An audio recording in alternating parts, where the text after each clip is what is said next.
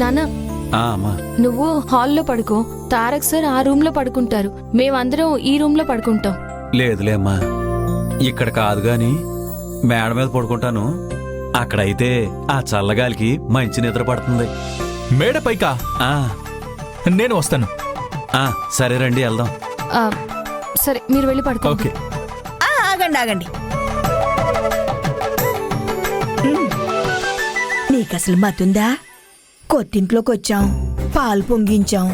మొదటి రోజు భార్యాభర్తలు కలిసి పడుకోవాలని శాస్త్రం చెప్తోందే, ఇది కూడా తెలియదే నీకు?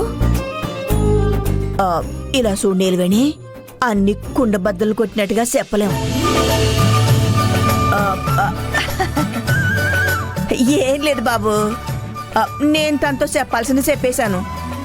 మీరిద్దరు వెళ్ళి రూమ్లో పడుకోండి. మాలుడు మేడ మీద పడుకుంటాడు, మేము ముగ్గురం వెళ్ళి ఈ రూమ్ లో పడుకుంటాం. పర్లేదు బామ్మగారు, అందరం మేడ మీదకి వెళ్ళి అక్కడే పడుకుందాం. అలా కాదు బాబు, మీరు నిలవేణి వెళ్ళి గదిలో పడుకోండి. అమ్మమ్మో, ఏంటి ఆయన వద్దని చెప్తున్నారు కదా, వదిలే. కాది, ఆయనకి రూమ్ లో ఏసీ, పెద్ద బెడ్, దాని మీద మెత్తని పరుపు లేకుండా పడుకోలేరు. నీకు చెప్పేది అర్థం కాదా? బెడ్ మీద పడుకోవడం కంటే సాపేసుకొని పడుకుంటే ఆ సుఖమే వేరు.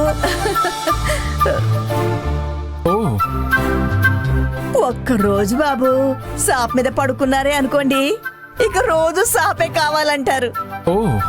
ఉండండి బాబు, వస్తానా? ఓకే. మేడ మీద గాలి చల్లగా వస్తుంది కదా?